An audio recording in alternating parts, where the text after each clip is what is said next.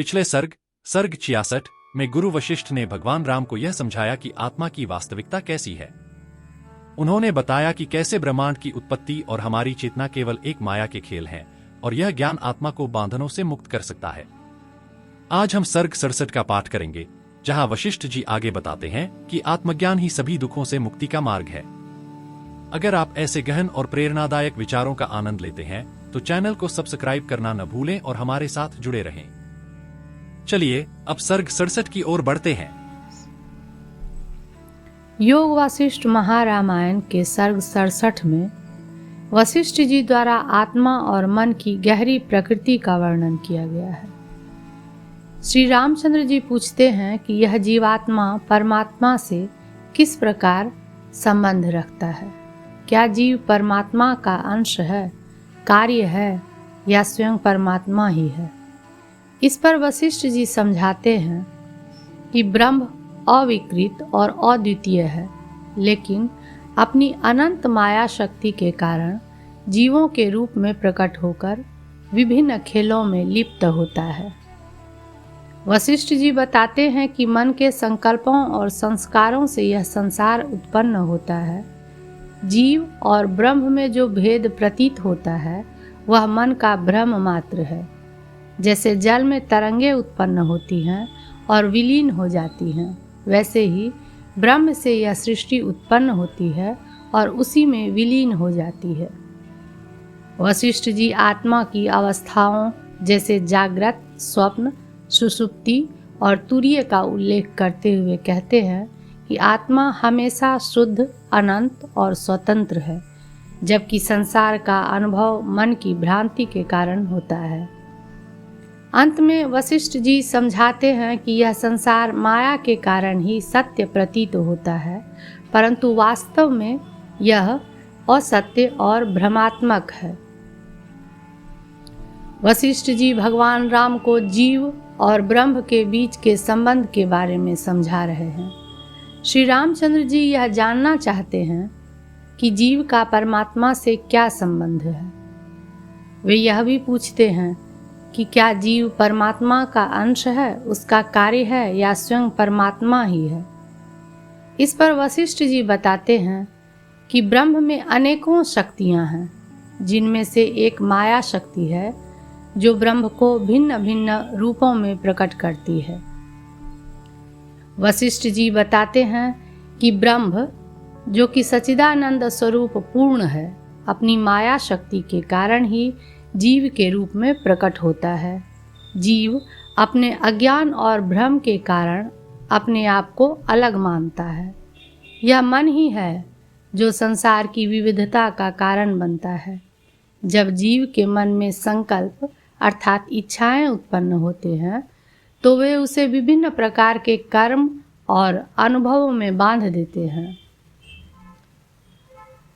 वशिष्ठ जी कहते हैं कि वस्तुतः ब्रह्म अविभाज्य और एक रस है, परंतु जीव अपने भ्रमवश इसे कई भागों में विभाजित देखता है। यह भेद केवल अज्ञान का परिणाम है। जीव और ब्रह्म के कोई वास्तविक भेद नहीं है। जैसे सोना आभूषण के रूप में गढ़ा जा सकता है, लेकिन उसकी स्वाभाविक शुद्धता में कोई परिवर्तन नहीं होता, वैसे ही जीव भी अपने अनुभवों से भ्रमित होता है, लेकिन उसकी असली स्थिति शुद्ध आत्मा के रूप में ही रहती है। संसार का यह अनुभव भी माया के कारण है। जैसे स्वप्न में देखी हुई वस्तुएं असली नहीं होती, वैसे ही यह संसार भी भ्रम का परिणाम है। आत्मा शुद्ध, स्थिर और संतुष्ट है। वह केवल मन के भ्रम से इन अनुभवों में फंसती है। जीव अज्ञान के कारण जन्म और मृत्यु के चक्र में फंसता है। वह अपने कर्मों के अनुसार विभिन्न योनियों में जन्म लेता है और उन्हीं के अनुसार भोगता है, लेकिन ज्ञान की प्राप्ति से वह इस चक्र से मुक्त हो सकता है। वशिष्ठ जी कहते हैं कि जीव का अहम अर्थात मैं का भाव ही उसे संसार में बांधता है। इस अहम का नाश ही वास्तविक मुक्ति है। अतः इस सर्ग में वशिष्ठ जी बताते हैं कि जीव का अनुभव केवल माया के कारण है। आत्मा सदा शुद्ध, अखंड और अभेद है। उसके साथ किसी प्रकार का बंधन नहीं जुड़ता। जीव का संसार में भटकना उसके अपने भ्रम और अज्ञान का ही परिणाम है। जब यह अज्ञान मिट जाता है तब उसे ज्ञात होता है कि वह स्वयं ब्रह्म है। तो आइए विस्तार से जानते हैं सर्ग 67 को। सर्ग 52 में वशिष्ठ जी राजा विदुरथ की मृत्यु, संसार की असत्यता और वासना रूप संसार की लीला का विस्तार से वर्णन करते हैं। राजा विदुरथ की मृत्यु के समय उसकी पत्नी सरस्वती देवी से प्रार्थना करती है कि उसके पति का जीवन बचा लिया जाए। सरस्वती देवी उत्तर देती हैं कि यह संसार स्वप्न के समान असत्य है और वास्तव में राजा पद्म और राजा विदुरथ का राष्ट्र भी एक भ्रांति मात्र है। इस प्रकार के विशाल व्यापार और घटनाएं जो संसार में दिखाई देती हैं, सब कल्पना की उपज है। वशिष्ठ जी आगे बताते हैं कि यह ब्रह्मांड जो प्रतीत होता है वह वास्तव में हमारे चेतना में ही उत्पन्न हुआ भ्रम है। जब आत्मा विषयों के बिना होती है तब वही सत्य होता है और जो कुछ भी दृश्य में प्रतीत होता है वह केवल माया है। यह संसार एक चिदाकाश है जिसमें सभी वस्तुएं भ्रम और वासनाओं का परिणाम है। यहाँ वशिष्ठ जी स्पष्ट करते हैं कि यह जगत केवल हमारे चित्त की कल्पना है और जब यह ज्ञान हो जाता है कि जगत भ्रम है तब आत्मा अपनी शुद्ध अपरिवर्तनशील स्थिति में रहती है। भ्रम केवल चित्त की वासना के कारण उत्पन्न होता है और जब यह वासना समाप्त हो जाती है तब जगत का अस्तित्व भी समाप्त हो जाता है। इस सर्ग का मुख्य उद्देश्य यह है कि संसार की सभी वस्तुएं असत्य और माया है। सत्य केवल शुद्ध चैतन्य है जिसमें कोई उत्पत्ति और विनाश नहीं होता। तो आइए विस्तार से जानते हैं योग वासिष्ठ महारामायण उत्पत्ति प्रकरण सर्ग 52। राजा विदुरथ की मृत्यु, संसार की असत्यता और उस देश की लीला की वासना रूपता का वर्णन। श्री वशिष्ठ जी ने कहा, वत्स श्री रामचंद्र जी, इस बीच में अपने सामने मृत्युशैया पर लेटे हुए मूर्छित अपने पति को श्वास मात्र शेष देखकर देवी सरस्वती से कहा, माँ, यह मेरा पति यहाँ पर देह का त्याग करने के लिए उद्यत है। श्री सरस्वती जी ने कहा, भद्रे, इस प्रकार के महान उद्योग से परिपूर्ण राष्ट्र में उथल पुथल मचा देने वाले अत्यंत अद्भुत व्यापारों से भरे हुए इस संग्राम के शुरू होने, चलने और समाप्त होने पर कहीं पर न तो राष्ट्र या महितल कुछ भी रहा और न कुछ नष्ट हुआ। इस प्रकार का यह स्वप्न रूप जगत है। पूर्वोक्त गिरिग्राम के ब्राह्मण गृह के मंडप के अंदर रखे हुए राजा पद्म के शव के निकटवर्ती मंडपाकाश में तुम्हारे पति का यह पृथ्वी रूपी राष्ट्र प्रतीत होता है। अंतःपुर के घर के अंदर अनेक राष्ट्रों से युक्त यह ब्रह्मांड है। विंध्याद्रि के ग्राम में वशिष्ठ नामक ब्राह्मण के घर का मध्य भाग स्थित है। वशिष्ठ नामक ब्राह्मण के घर में शव युक्त गृह रूप जगत स्थित है। शव रूप जगत के पेट में यह घर रूपी ब्रह्मांड स्थित है। इस प्रकार यह त्रिजगत, जिसमें अनेकानेक व्यापार होते हैं, भ्रम ही है तथा विंध्याद्रि के छोटे से ग्राम में घर के अंदर आकाश कोश में सागर और पृथ्वी दृष्टिगोचर होते हैं तथा यह भ्रम तुमसे, मुझसे, इससे तथा तुम्हारे पति से युक्त है। एक के भीतर दूसरा उत्पन्न हुआ, यह भी कल्पना ही है। वस्तुतः चैतन्य में ही यह विकास को प्राप्त हुआ है। अपना आत्मा ही इस जगत रूप से व्यर्थ विकास को प्राप्त होता है अथवा कहीं भी इस जगत रूप से विकास को प्राप्त नहीं होता। भाव यह है कि विषय के मिथ्या होने से चैतन्य में विषय सम्मिलित रूप भी है ही नहीं। ऐसी अवस्था में निर्विषय चैतन्य ही अवशिष्ट रहता है। वही मुख्य ज्ञातव्य है। इसलिए तुम नाश और उत्पत्ति से शून्य उस परम पद को जानो। स्वयं प्रकाश, शांत, निर्विकार वही मंडप घर के अंदर अपने चिन्मात्र स्वभाव से उदित अपनी आत्मा में जगत रूप से प्रतीत हुआ है।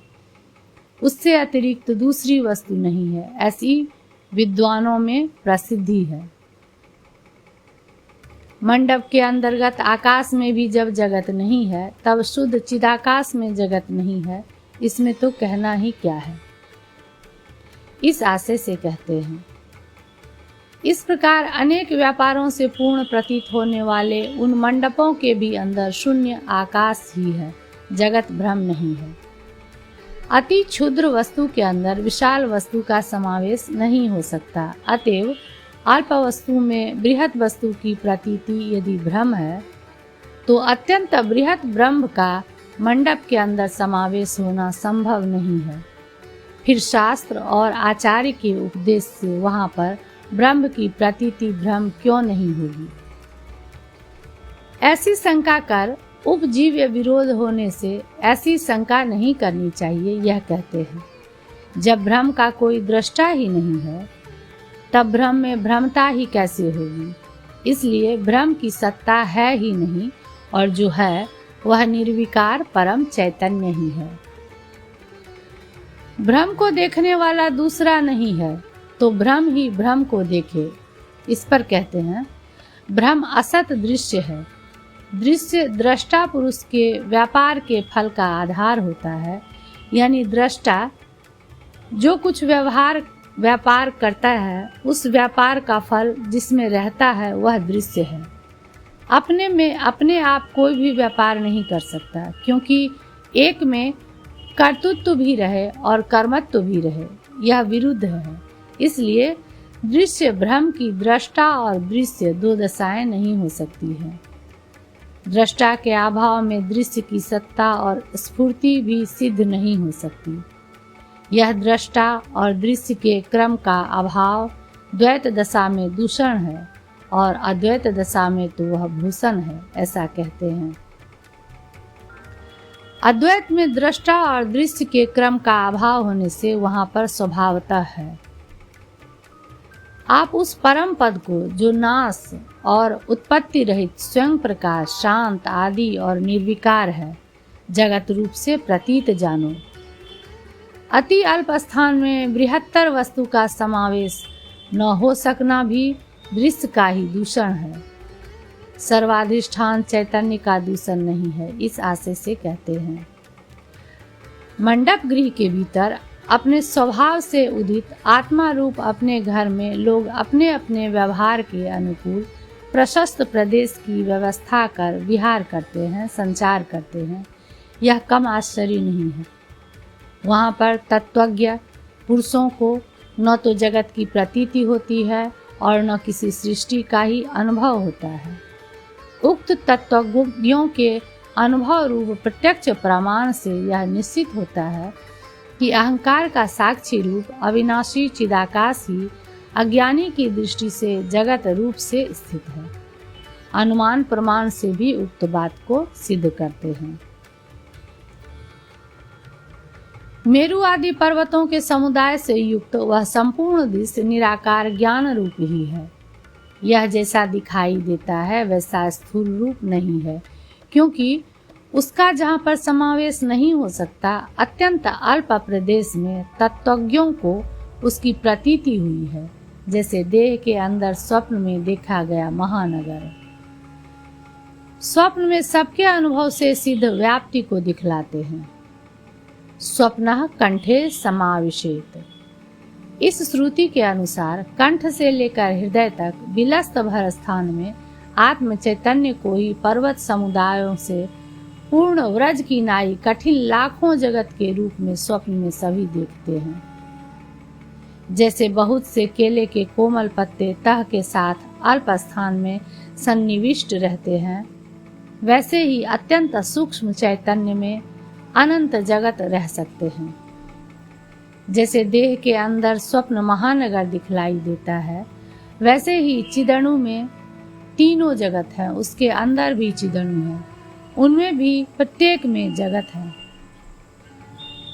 हे भद्रे, उनमें से जिस जगत में यह पद्म राजा शव रूप में स्थित है, वहां तुम्हारी सौत, यह लीला उसके पहले ही चली गई है।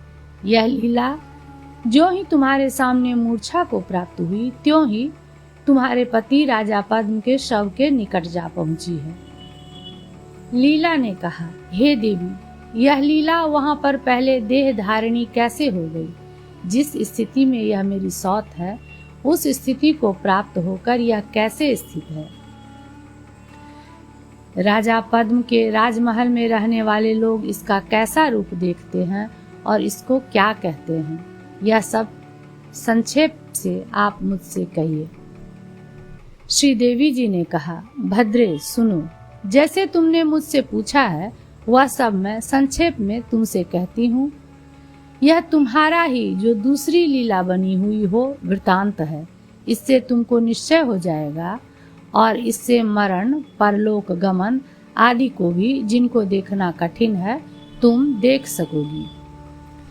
तुम्हारा पति महाराज पद्म नगर आदि के रूप से दिखाई दे रही जो यह जगन्मय भ्रांति है, खूब विस्तार को प्राप्त हुई। इस जगन्मय भ्रांति को ही उसी स्वगृह में देखता है।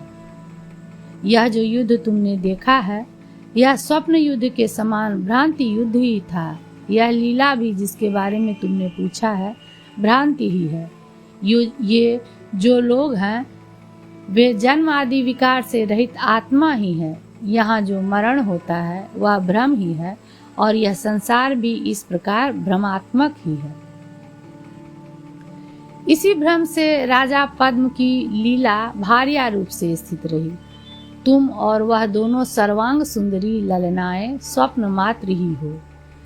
जैसे राजा की आप दोनों सुंदरियां स्वप्न मात्र हैं, वैसे ही आपका पति यह राजा पद्म और स्वयं मैं भी स्वप्न मात्र ही हूँ। भद्रे, यह संपूर्ण जगत की शोभा ऐसी ही है, अर्थात भ्रम मात्र है। यहाँ पर यह सब दृश्य भी भ्रांति मात्र ही कहा गया है। यदि यह जान लिया जाए तो पुरुष दृश्य शब्द के अर्थ का त्याग कर देता है।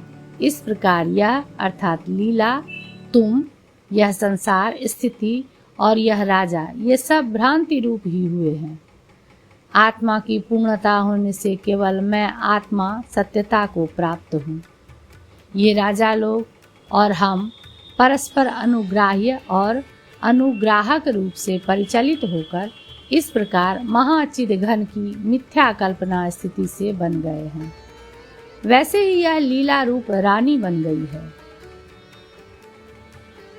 क्योंकि महाचिद घन की स्थिति सर्वात्मक है। यह लीला जो कि मनोहर हास रूपी विलास से अलंकृत है, हाव भाव रूप लीला से चंचल मुंह से युक्त है, नव यौवन से सुशोभित है, बड़ी दक्ष, सुंदर, आचरणों से मन को लुभाने वाली, मीठे और अनमोल वचन बोलने वाली, कोकिला के सुर के सदृश सुंदर सुर वाली, यौवन मद से मंद गति, नीले कमल की पंखुड़ियां के तुल्य विशाल नेत्र वाली, गोल और विशाल छाती से युक्त, सोने के सदृश गोरे अंगों वाली, पके हुए बिंब फल के सदृश लाल ओठ वाली और बड़ी रमणीय है।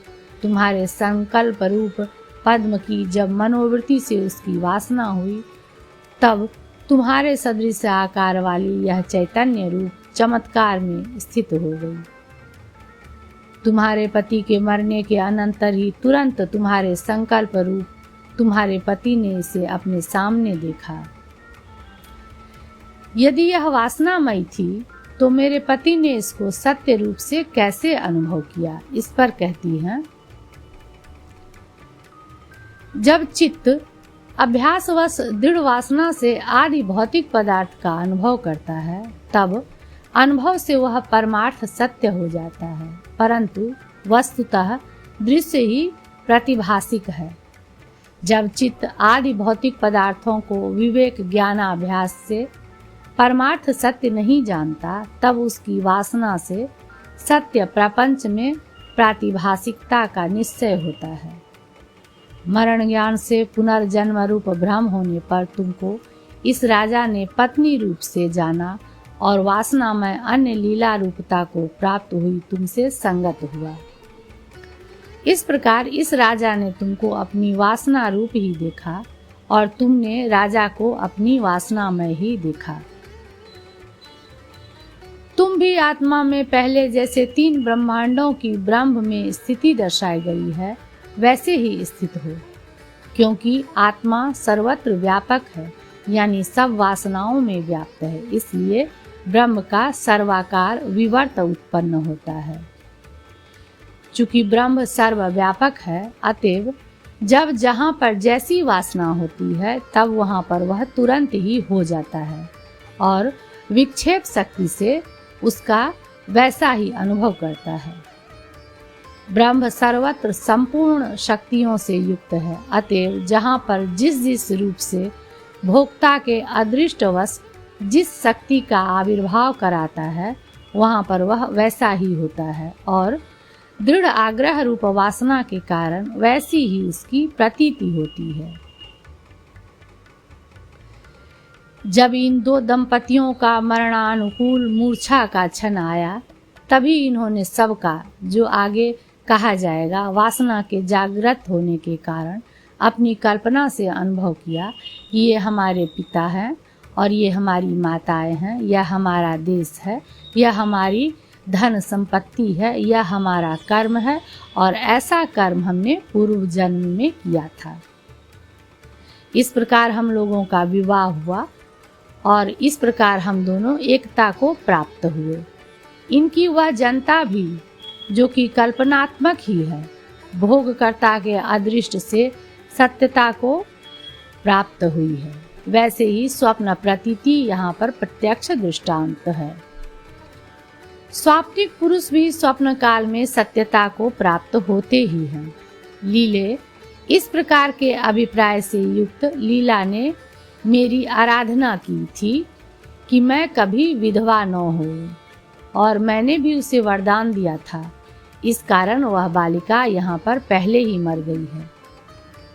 इस वासनात्मक लीला ने और मैंने क्यों आपकी आराधना की और क्यों आप हम पर प्रसन्न हुई, इस पर कहती हैं, मैं व्यष्टि चेतन जो आप लोग हैं, आपकी समष्टि चेतना हूँ और आप लोगों की कुल देवी होने से सदा पूजनीय हूँ, अतएव स्वतः ही सब कुछ करती हूँ।